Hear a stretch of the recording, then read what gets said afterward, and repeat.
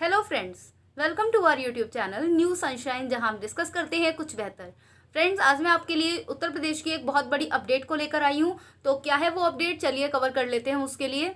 तो आप यहां पर स्क्रीन पर देख पा रहे हैं, समूह ख व ग वर्ग की भर्ती प्रक्रिया में बड़े बदलाव की तैयारी में प्रदेश सरकार।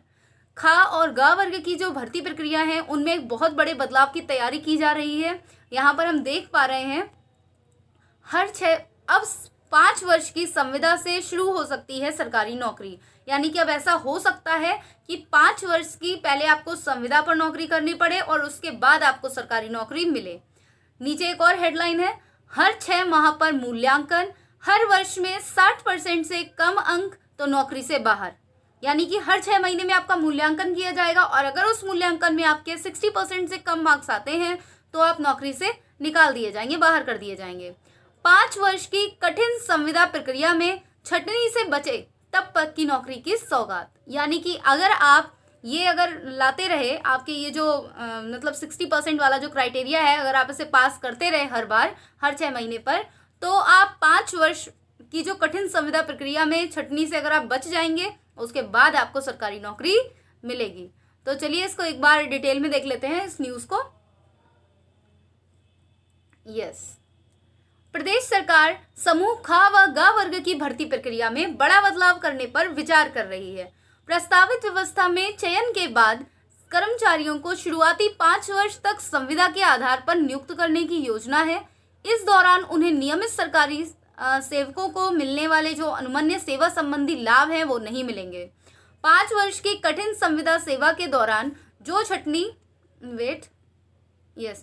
छटनी से बच पाएगा उन्हें ही मौलिक नियुक्ति मिल सकेगी। शासन का कार्मिक विभाग इस प्रस्ताव को कैबिनेट के समक्ष विचार करने के लिए लाने की तैयारी कर रहा है। यानी कि अभी केवल ये विचार किया जा रहा है और जो हमारे और भी जो विभाग हैं उनसे भी इस पर राय मशवरा किया जा रहा है।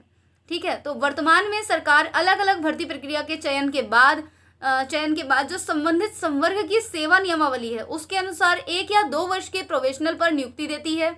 इस दौरान कर्मियों को नियमित कर्मी की तरह वेतन तथा अन्य लाभ दिए जाते हैं। यानी कि अभी क्या चल रहा है, अभी आपकी ट्रेनिंग कराई जाती है हर जो आपका डिपार्टमेंट है उसमें, लेकिन उसमें आपको सैलरी पूरी दी जाती है। ठीक है, लेकिन यहाँ पर अब क्या होने की बात कही जा रही है कि अभी आप केवल संविदा की तरह नियुक्त होंगे और उसके बाद अगर आप जो संविदा की जो चयन प्रक्रिया है, अगर आप उसमें बच सके, छटनी में अगर बच सके, तो आपको नौकरी दी जाएगी और उसमें आपको जो सैलरी दी जाएगी वो पूरी नहीं दी जाएगी।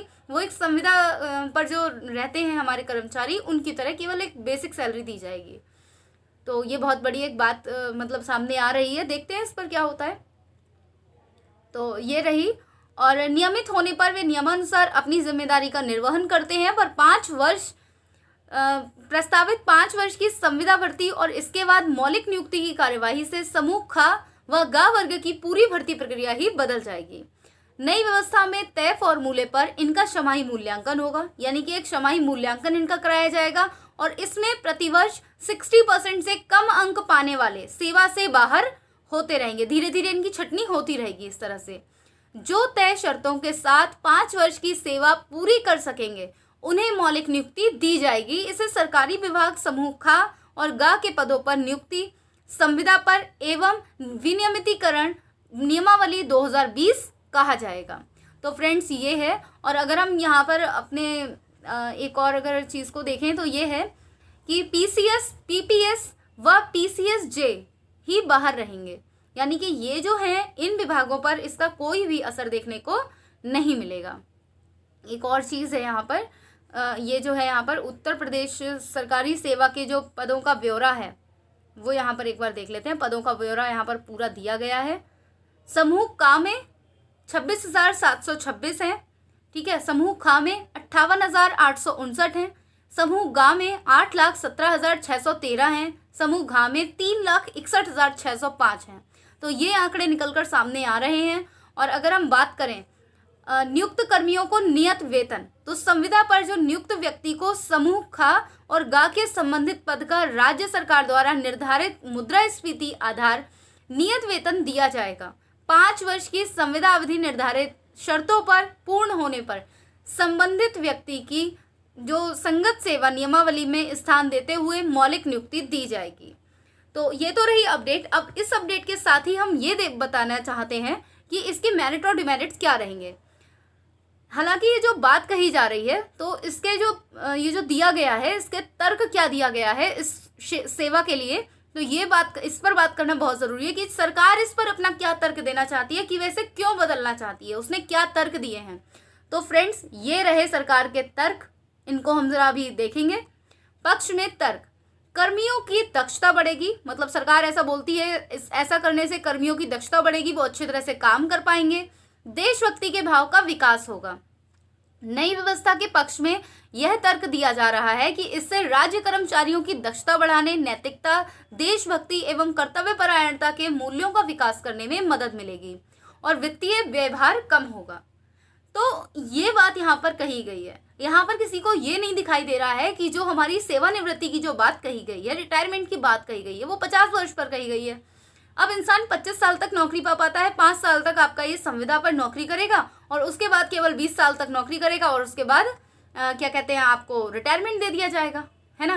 तो यहाँ पर नौकरी कितने साल कर रहा है भाई, इतना, और इतना टाइम लगता क्यों है? इतना टाइम लगता है इसलिए क्योंकि भाई बच्चा तो एग्जाम देकर बैठा हुआ है, आपको ना ही रिजल्ट क्लियर करना है, ना ही आपके लिए जो आपका ये मतलब ना ही एग्जाम करानी है टाइमली, है ना। अगर रिजल्ट आ भी रहा है, आंसर की आ रही है, कई बार आंसर की गलत है, कई बार वो कोर्ट में जा रहा है, सुप्रीम कोर्ट जा रहा है, तो ये सब चीज़ें चलती रहती हैं, इसलिए बच्चा लेट होता रहता है और लोगों को ये दिखाई देता है कि उसमें हुनर ही नहीं है, उसमें मतलब अकल ही नहीं है कि पेपर वो क्वालिफाई कर पाए, सरकारी नौकरी को ले पाए।